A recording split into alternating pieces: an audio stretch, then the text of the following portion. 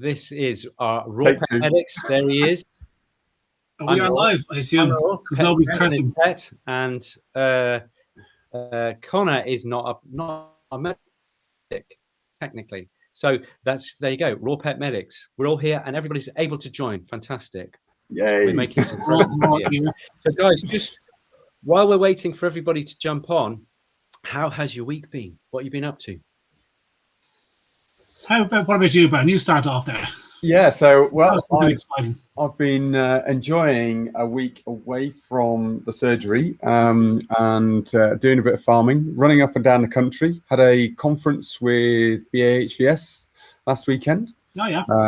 It was really interesting. Talking about the sustainable farming stuff again. That's a lot of pet stuff as well. It's really great to get together with like minds. But I think you guys were doing something as well, weren't you? Haven't you got something coming up that's actually published this weekend? Who, me? The summit. The summit. Oh, yes. Yes, I'm looking forward to that. 7,000 people going to that. Wow. Yeah, that is really, really busy. Tell the guys about it. Tell them how they can find out. Well, actually, mine was pre-recorded, the Pet Summit. We should put up a link to it at some point. We'll put up a link on Facebook page afterwards. But yeah, there's a whole host of speakers, some okay-ish like Nick and some outstanding like me. Mine was actually an interview this time. I had a choice between a presentation, just straight into talking about me. I had a choice between a presentation or an interview. So I did an interview with Katie, with the natural vet. So it was great. And so mine's actually done. So that's a big relief. So now I just get to watch myself on camera, which is my favorite thing to do. What about you, Nick? What are you talking about? As Lynn Hobbs, Brendan, can you grab the Lynn Hobbs comment just there in pink, about 2/3 of the way down? Yeah, it's been a naughty boy. She's on the ball. She's totally on the ball. Lynn Hobbs. Took the family to Dogfest in Cirencester, and it was pretty good as dog shows go. And I was wearing the T-shirt. I could show you an example, but I'm sure you've probably seen. If you haven't seen, then have a look on my Instagram. There's quite that's where it is, 3 or 4 on Instagram. And on the T-shirt, white T-shirt with big black letters which say "Ditch the Dry." And what we were doing is we were photobombing, and so we went to our friends at James Wellbeloved. You may have heard of them. They make kibble. And we went to our friends at tails.com and we stood in front of them, and they both got a little bit upset. And so the management from the management, one of the big honchos, who was actually really quite pleasant, came along and he said, "Listen, I totally understand what you're doing. Oh yeah, that somebody wasn't very Look how unhappy she is. Upside down." That was James Wellbeloved. Sorry to put her on the camera there. Is that from feeding the food? That was a picture, wasn't it? Well, maybe she's been chewing a bit too much of her own product. Bless her. And I said to him, "Listen, everybody's got their opinion, and I'm not hurting anybody, and they're very welcome to come and stand in front of my thing and say we think kibble's really great, and we think raw food's really rubbish. Go ahead, please do." And so I think my next T-shirt is going to say, "I really love kibble." And then they can't complain, can they? It's interesting that you're talking about the kibble kind of stuff. You did a nice post there this week, Nick, on the vegetarian kibble. And before we just touch on just a couple of those points, just because it's so tasty, I actually got this from a Dogs Firster there 4 days ago. I posted about it. Listen to this. I was out walking with my boys on the hills when I bumped into a chap from the ASSI, Area of Special Scientific Interest. He'd been doing a dung beetle survey. Dung beetles have been in decline for years, but we're now making a comeback, partly due to dog poo. Who lets their dogs poo in areas of special interest? I don't know. Anyway, he said that there's so little meat content in modern dog food that what comes out is suitable for dung beetles who are veggies. She said, "I had to apologise to him that my dog's poo would not be helping the local beetle population much."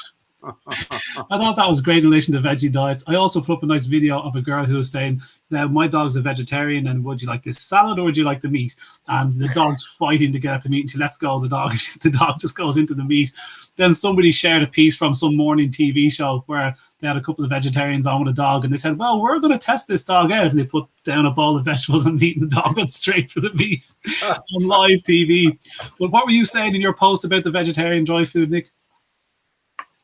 Okay, so I haven't done a post about it yet, but basically somebody sent it to me. I'm just going to grab it here. It's a company called Omni, and there are other vegetarian dog foods. I fundamentally disagree with the idea of feeding an obligate, a facultative, a kind of soft carnivore on a vegetarian diet. We can maybe discuss that one day. But here are the ingredients: cranberries, okay, fab; yeast, fab; lentils, little bit here and there, okay. Microalgae, fine, go for it. Oats, maybe not.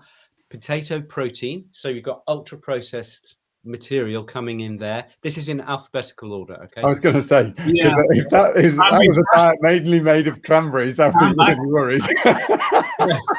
So next to alphabetical order is peas. A little bit sweet. I don't really think that's a great idea. Pumpkin, pretty good. Quite like a bit of pumpkin here and there. But then it really gets interesting. Rapeseed oil. I'll let you guys talk about rapeseed oil and what Shanahan said about rapeseed oil. Mm-hmm. And then they talk about soya. And I've got a little list. I've just finished Leah Keith's The Vegetarian Myth. And she goes to town on soya. And I'm just going to share those with you. Then they talk about sunflower oil, which has been known for years to be toxic, and then they top it off with sweet potato, which is not really. So, but who wants to talk about? Well, the vegetable oil things we've talked oils, in the good fats, bad fats, and it is in Catherine Shanahan's book, just about the heat extraction, the amount of processing, not just heat but chemical extraction that goes on in order to draw out those oils from the seeds. And if you're not really, really careful also about the provenance of that seed, so it could be coated in glyphosates and all sorts of other products, they just are filtered out into those oils. And all that you end up feeding your dog is effectively an oil which has been changed into an oxidizing agent because of the way the product, when you go through a heat process, it actually attracts an oxygen into there that actually releases it as a free radical in its own right to actually go and obliterate whatever tissues it comes across. Yeah. So it's not great to go through processed oils in that way. And some really interesting stuff, in Jason Fung's, but also it was in Benjamin Bickman's book on Why We Get Sick, which are really going to town on this whole mythos when we went for a high carb and for vegetable fat spreads, and actually how heart disease actually increased when we did that, because everybody was trying to avoid cholesterol. So those really good books. Well done, mate. It's disappointing to see Claudia Stockton there saying butternut boxes started using sunflower oil. I can't see why is sunflower oil going in like a.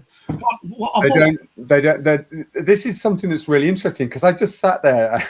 My brother's a doctor. I went to visit him today, and I'm there, literally looking at his kitchen shelves, going, "What are you feeding your kids?" And it is just like,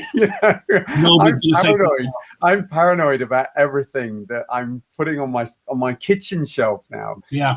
Well, not paranoid. That's maybe an excessive word. I'm never really paranoid. Yeah. I'm too laid back for that. But from a point of view of I'm concentrating so hard to think, how can I improve my diet?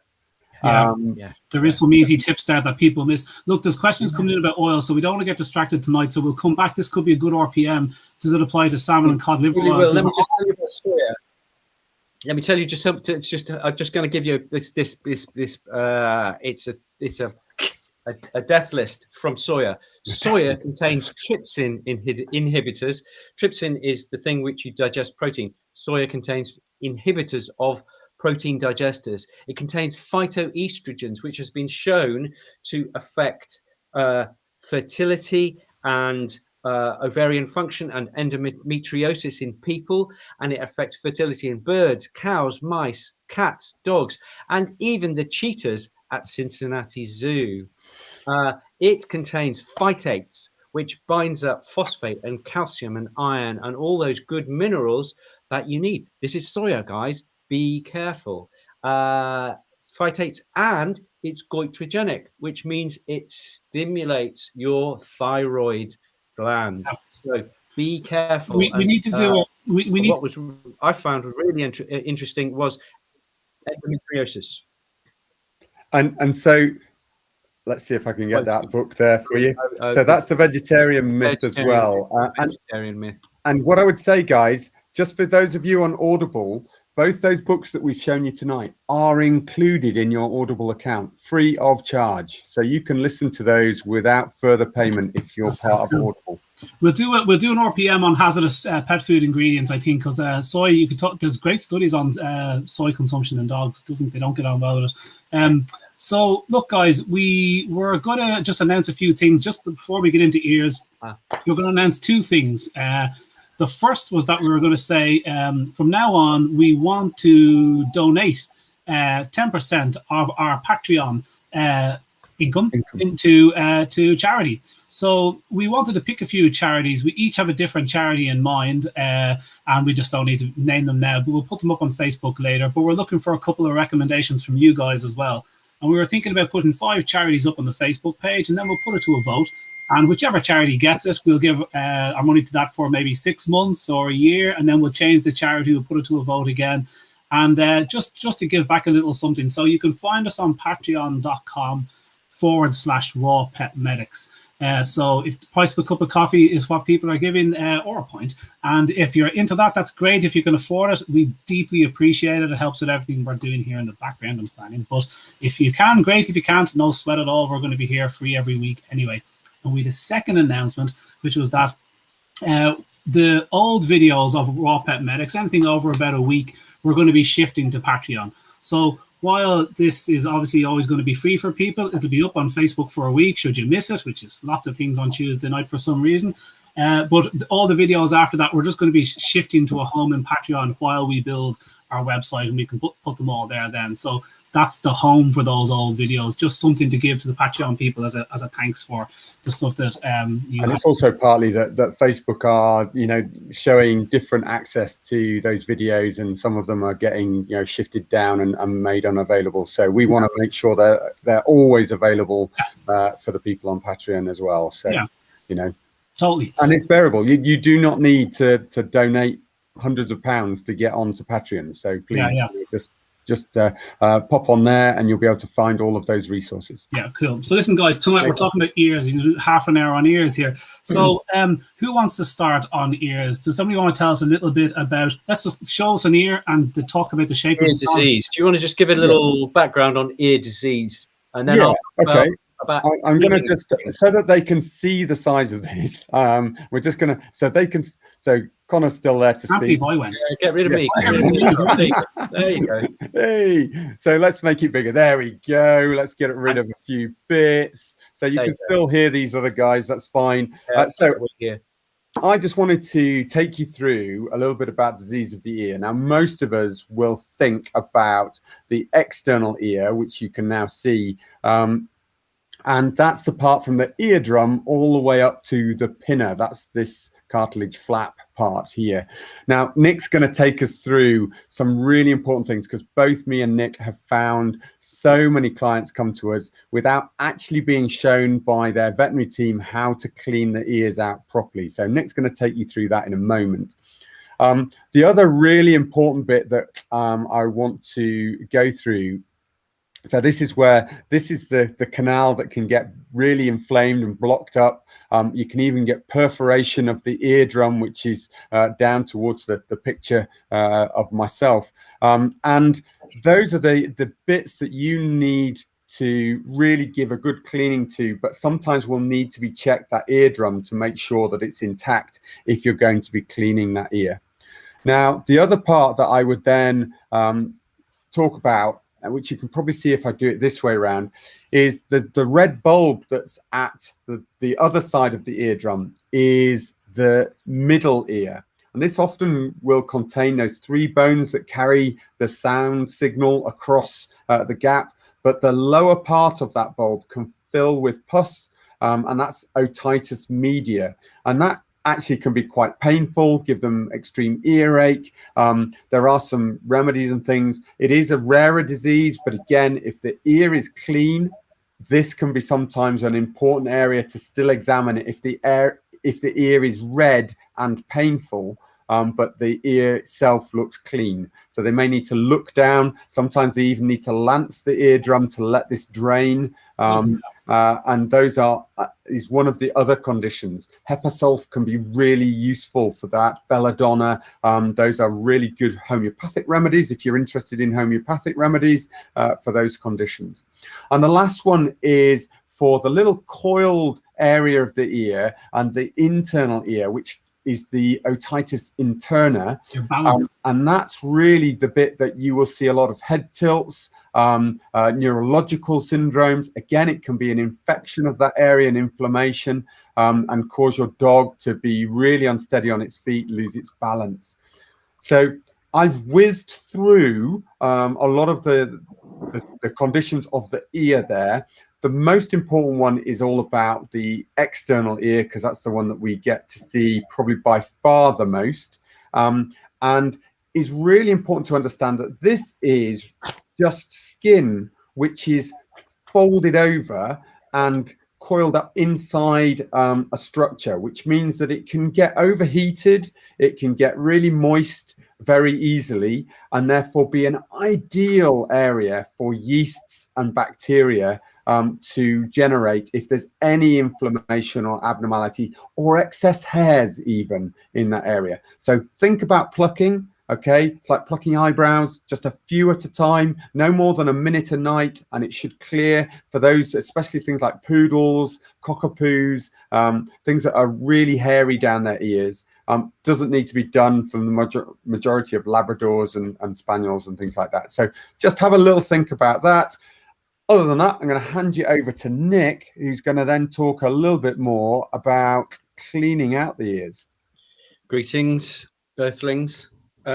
So I've seen, and Bren will probably say the same, I have seen dogs who've had bad ears for years and years and years, and they come and they're literally producing custard out of their ears. These poor dogs, and you can smell them from 20 yards away. And unfortunately, nobody's ever gone through the cleanup, really simple cleaning process. So I'd like to. It sounds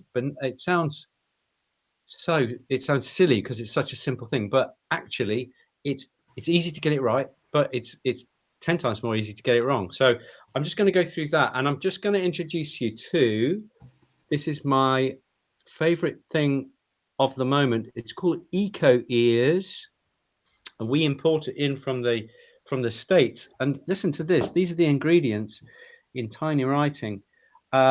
Witch hazel, contains boric acid, tea tree oil, ionic silver solution. That's a bit like colloidal silver. Colloidal silver. Organic mullein leaf extract, rosemary extract, and fingerroot extract. Not sure what fingerroot is. Never heard of that.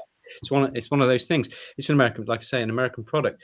But I've been using this even on really nasty infections like Pseudomonas. Pseudomonas is one of those bugs that once it gets a foothold, it's very, very difficult to clear, even with using antibiotics, full on antibiotics. So Eco Ears is a real favorite of mine, and it's remarkably powerful. So how do we clean ears? What we do is get yourself some, don't use Q-tips. What do they call them?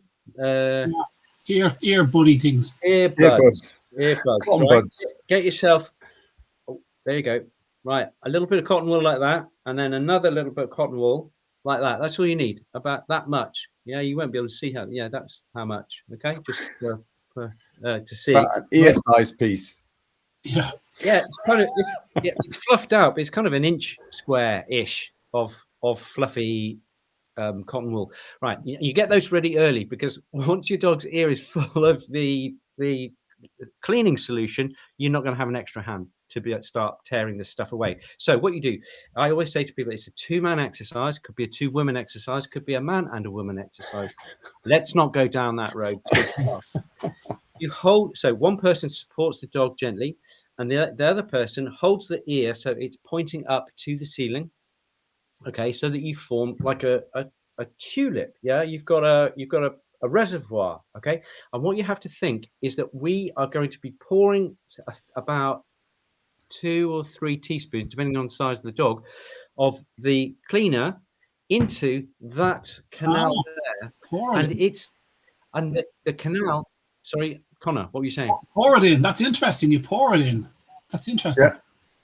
You pour Absolutely. it in. You take it. Because good, I'm glad, Brent, because we didn't talk about this before the show, so I'm just presuming Brendan does something similar. So, oh, don't you worry, I'll interrupt if I think you do. I'm sure you will, my friend.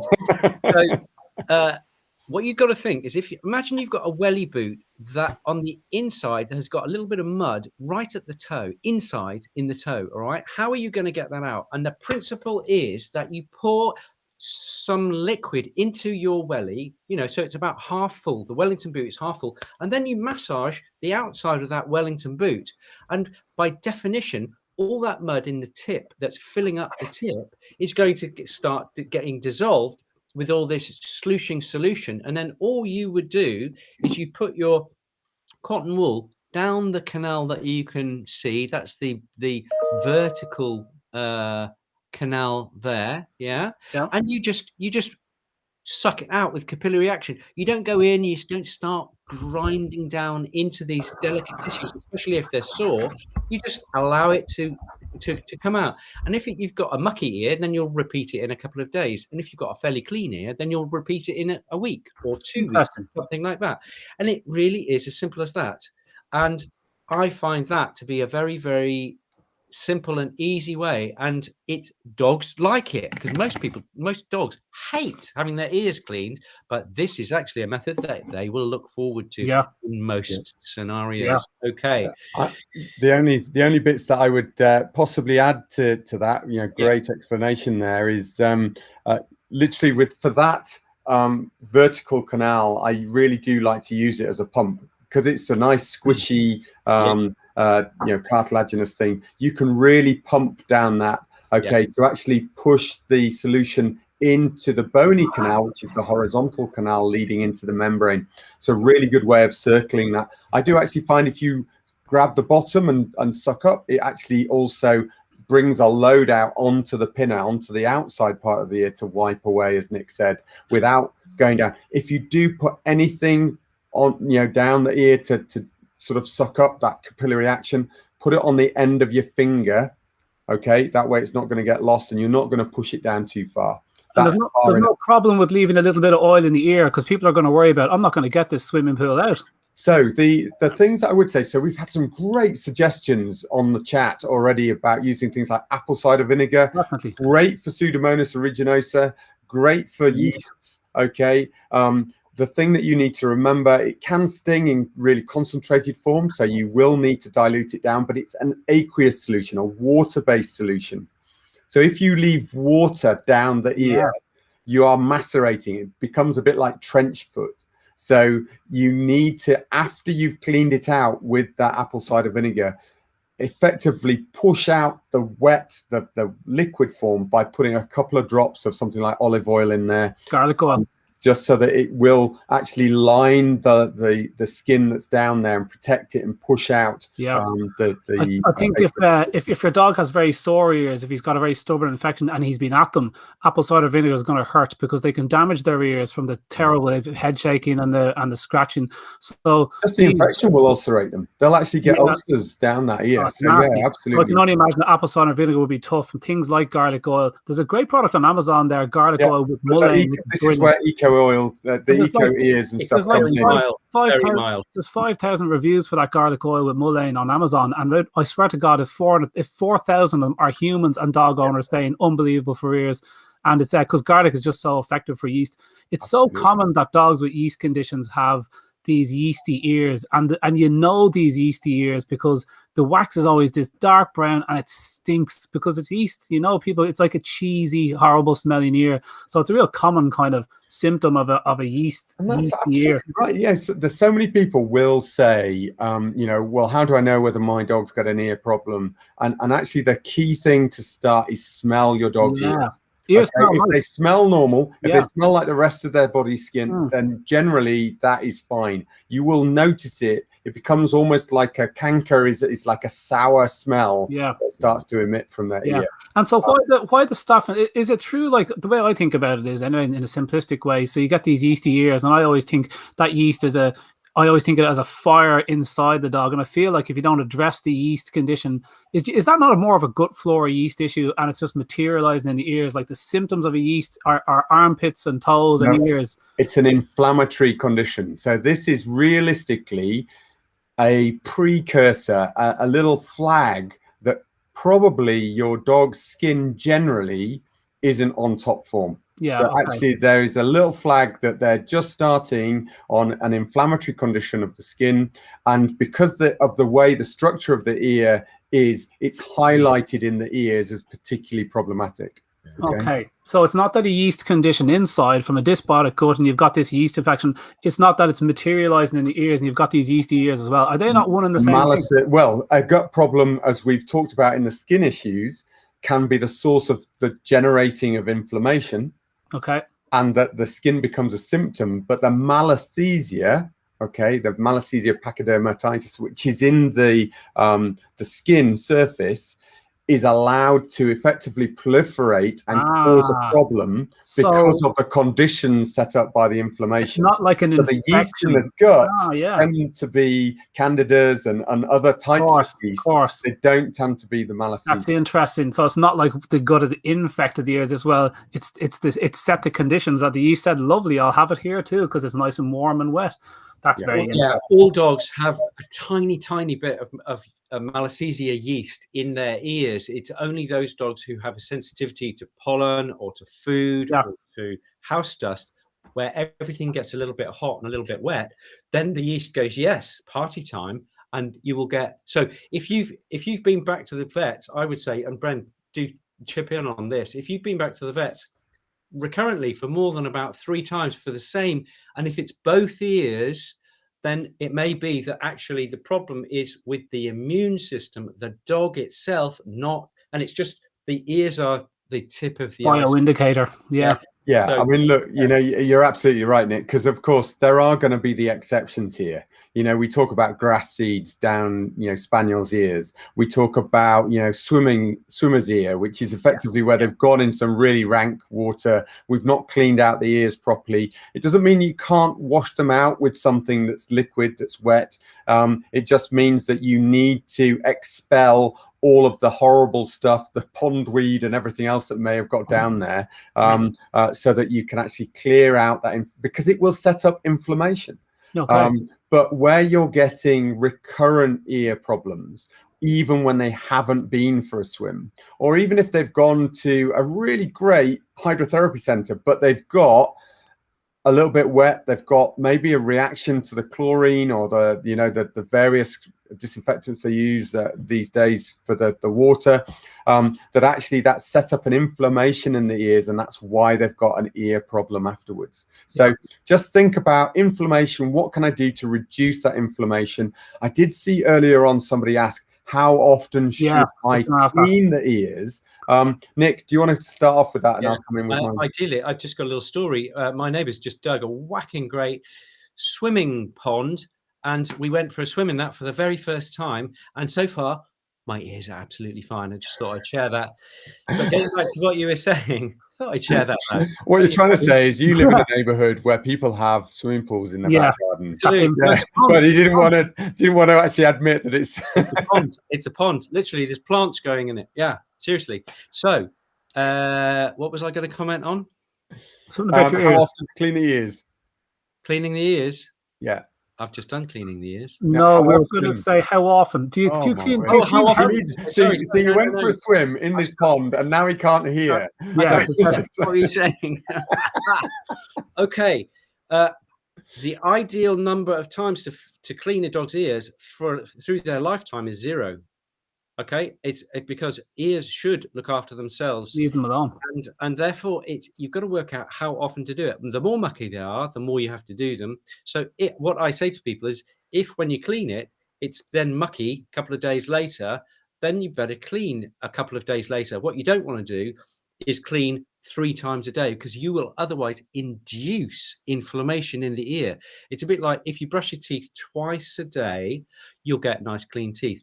If you brush your teeth 20 times a day, you'll get a mouthful of blood, because you're irritating that tissue. So there's just that happy medium. So healthy ears, leave them alone. Even if you've got if you're like you, spaniels are prone to it and they go for a swim, you have to assume that there's a certain element of self-cleaning going on, and a healthy dog is okay. I mean, do you, as Lynne Land is saying, can swimming cause your dog's issues? Like, you know, do you wait till you see an issue? Is it you wait till you see an issue before you start cleaning? Is that really the advice?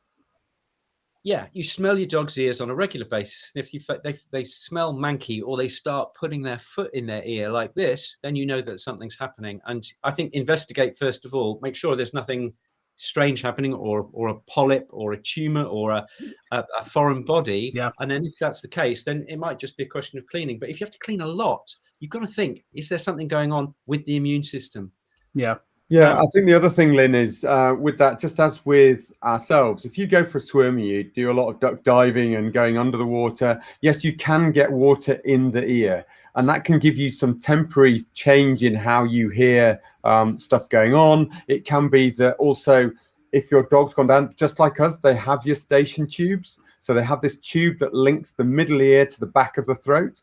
And again, if they are breathing in a certain way that causes them to pump air into that middle ear, it's almost like you holding your nose and pumping those ears up. That again can affect how those the tympanic membrane, the eardrum, can vibrate, and again affect their hearing temporarily, usually by encouraging them to swallow food and water normally. That will release the pressure, because their eustachian tubes will open in that process, and that will allow their hearing to come back to normality. So if it's more than that temporary situation, definitely get it checked out by the vet. Okay, but what if no smell and but brown shoe wax? So that's just an indication that you've again got an imbalance in the normal. So we all have a variable amount of normal oils that we exude onto our skin surface. We know what skin type we have, and very similarly, different dogs will also react in that way. So for some dogs, they are going to have waxier ears than others, just because that's how their body will normally accumulate any debris that builds up down the ear and escalate it out of the ear onto the pinna. Okay? You don't need to help that. And so also, if you've been treating the ears a lot, especially with antibiotics, there is a nice little probiotic that you can use. Yeah. Let me get that somewhere where I can see it. Yeah. This is by Lucca. These are the guys who do the spray for the skin. They also do a spray for the ears, which can be very, very, very useful. Yeah. It's a bit like, using a probiotic after your dog's had the squits. Yeah, everything's a little bit wrong, and so you help them to re-establish a really good. It might be something to try before antibiotics. I mean, it's like out competing with these. Their compounds, their byproducts from those little good guys can zap the baddies. That's what they do, and so that's the whole point of using pro as opposed to anti, or giving it a go, especially if it's just an occasional little issue. And you can use that. I think it's quite similar. The ingredients on many of their products. It's like you can use it on wounds, you can use it on all sorts of things. Probiotic spray, it's fantastic. It's the same. Yeah, we're going to put a little link up to that product so you guys can see that, and it'll take you straight through to their website. They are more than happy to deal with you direct. And so that's a really good. Patricia says that it looks like she's used them before. So definitely is the options there for us to show you how that works. But look, if your dog's been having recurrent antibiotics and anti-inflammatories from your dog's doctor, I was going to say, for your vet, just think about, have they swabbed the ear to check what's down there?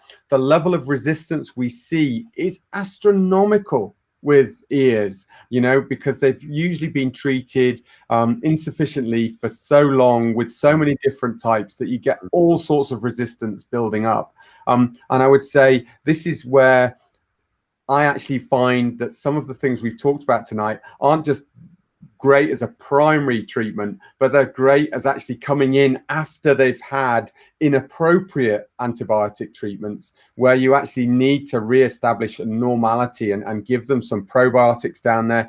And of course, addressing with diet that's going to reduce their general inflammation. We've talked in the skin stuff about all of the things you can add, you know, useful additions, you know, even from the turmerics and things like that, and boswellias that can come in as anti-inflammatories to help reduce the inflammation will help in this. But diet itself, you know, those great omegas and things like that. Yeah, it's a good point. Like inflammation. If you're getting recurring ear infections, it sounds like you've got a bit of an inflamed dog. It's not normal, no matter what shape your dog's ears are, as Patricia Gethin saying, and I've got a cocker here as well. You know, they are prone to ear infections, but he doesn't get them, and other cockers do. And so you'd use these things as opposed to, yes, you've got to help the dog out if he's sore, but you'd use it as an indicator and say, what is wrong with my dog here? You'd see dry-fed dogs with recurring ear infections. And I would say, well, sometimes you think about this whole force field idea and you go, well, let's just get him onto some real food and make some simple changes into his diet. And like you said, good omega-3s and everything else that we know helps to produce a more robust dog. And you'll find that those secondary these issues, these recurring chronic issues, can be lessened very significantly and then very treatable with your apple cider vinegar or your yucca or whatever. So like it's kind of a symptom, isn't it, that if it's recurring all the time, you know, it's not just, yes, it's a breed effect, because my cocker doesn't get it. Patricia's cockers don't get it because, you know, you're trying to do things right. He has had ear infections, mind you, and it has been a bit of a devil. But like, it does happen now and again. It shouldn't be recurring. There's a cause for that, isn't there? And you know, I've got a Springer and a Labrador, both breeds that, you know, have been known to have these problems. They don't. Literally, they've had one issue after swimming in some particularly grotty, and you guys have seen the videos that I've put up of Artie going through muddy puddles, but literally lasted 2 days and was cleared without antibiotics. Purely by using these appropriate cleaners. That's class. Guys, I have prepared a few little interesting trivia questions, and it'll be a shame if I don't get to call them out, because that'll be a waste of time. So I'm just going to call out quickly some questions. You can all pretend that you shouted out the answers. What is the breed with the longest ears? Does everybody know?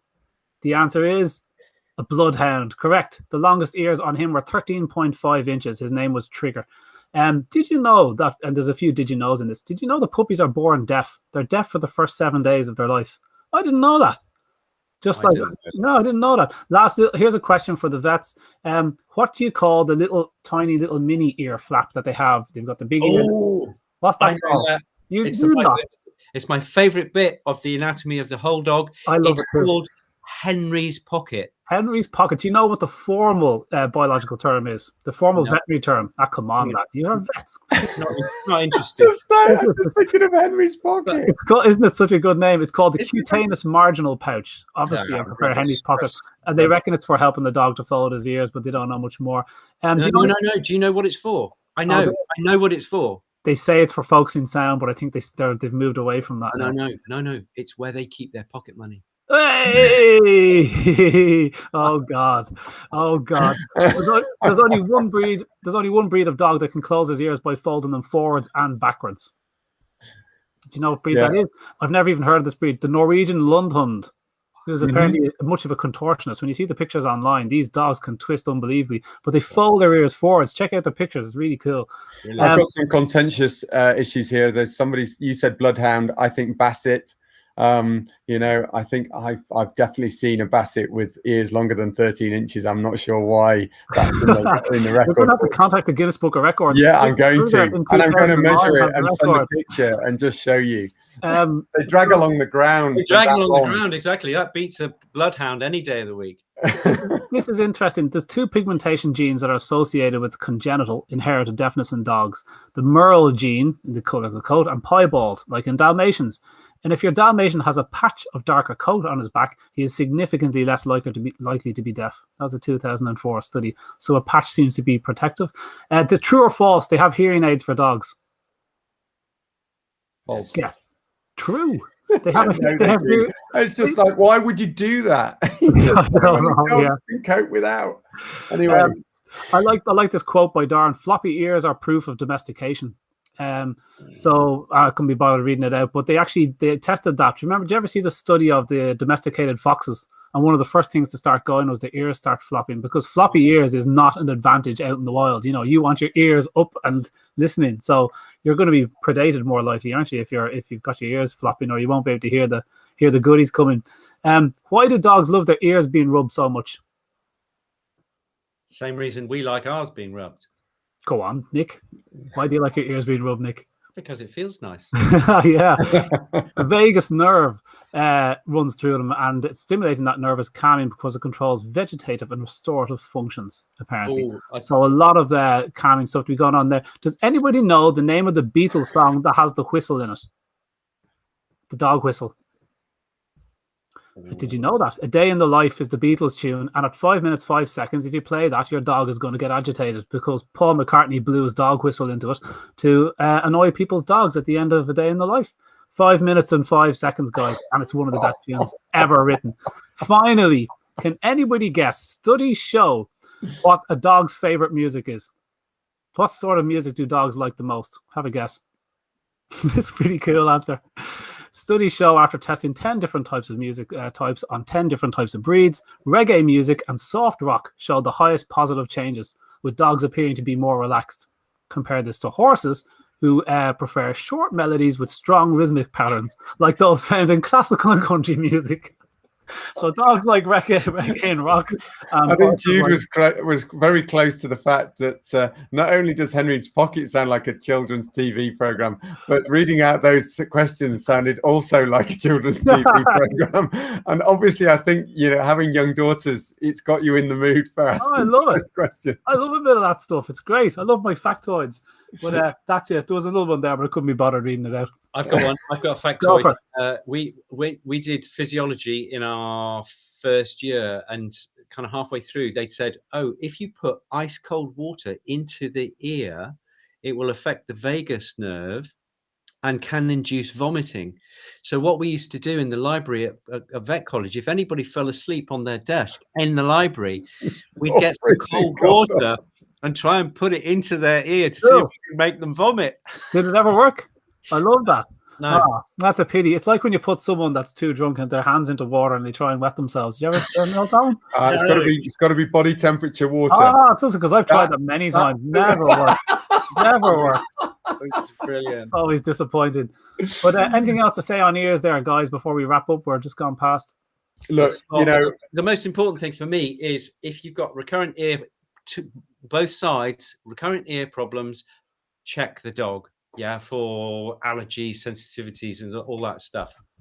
Yeah, inflammation. Just think inflammation. All of the stuff that we talked about, improving gut health, improving skin health, you know, works for these ears systemically. Okay, so if you're getting recurrent problems, as Nick says, think about what additions you can add, you know, to their diets, and make sure that, you know, if people are talking to you about operating, which is where they're going to remove the outer part of that cartilage of the ear, you know, have you gone through all of the other processes first? You know, that's a last ditch effort, removing these areas of the ears these days. You know, so many of these cases that come to, certainly for me, and I'm sure to Nick, where they've had recurrent ear problems, even the most thickened, you know, horrible ears, that actually, if you sort out that baseline of inflammation, you give them the support, you can get them away from needing those ear operations and minimize the number of dogs that need those.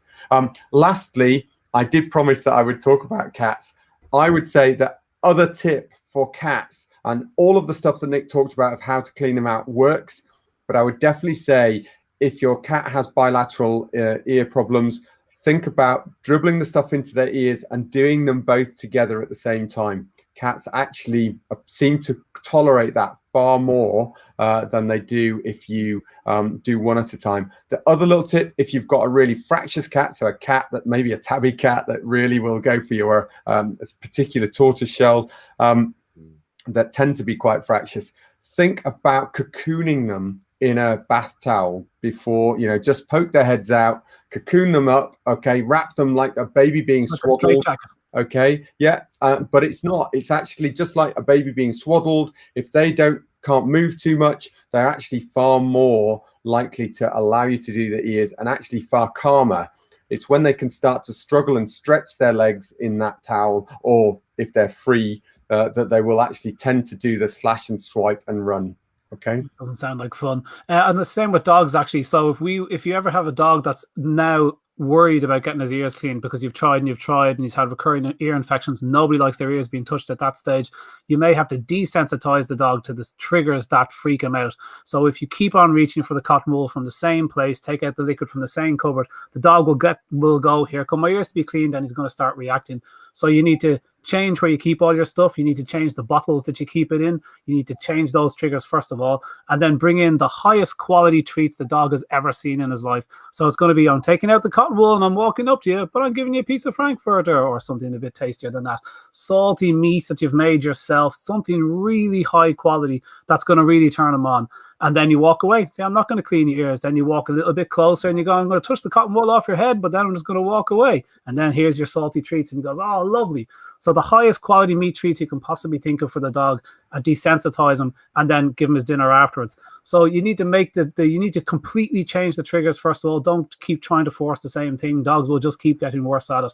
But then give him a nice treat and just pretend you're going to do it. You've got to desensitize him. It can take a week or so until he's willingly going to let you near his ears again, because he's waiting for afterwards, give him 3 or 4 treats, and then any dog is going to break after that, So break could be the wrong word, but yeah, it can be very sore, isn't it? Like, so dogs they're not putting it on. An inflamed ear is really painful, really sore. Yeah.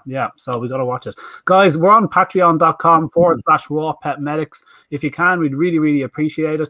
We'll put up our 3 charities up on the Facebook page after this, and we'll take a couple of recommendations from you to make it to 5, and then we'll all put it to a vote, and then we'll what do we say, 6 months for each charity? Is that a good idea? Yeah, and change it up. That's good. Yeah, cool. Okay, let's do that. So, okay, that sounds good. Have we set up next week yet, or are we going to just announce that in time? What are we doing next week? Next week, what are we? The last week of the month, aren't we? That's Q&A.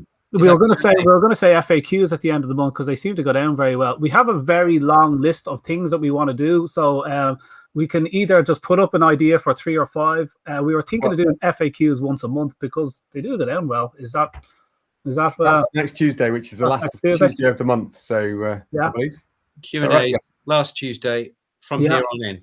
Yeah, happy enough with that? Yeah, if that's what they want. All right, cool. Sounds good, guys. Great. Brilliant. Thanks, guys, for all of your attention. It's been great to see all of you commenting, and I hope you don't mind me using some of those comments in tonight's. Do remember to join us on patreon.com if you want to, for the price of a coffee, as Conor said, join us on there and look at the past videos. And look forward to seeing you all next week. Absolutely. Send in your questions, guys. You can Facebook message them, and we'll get them all ready for next week. Amazing. Take care, guys.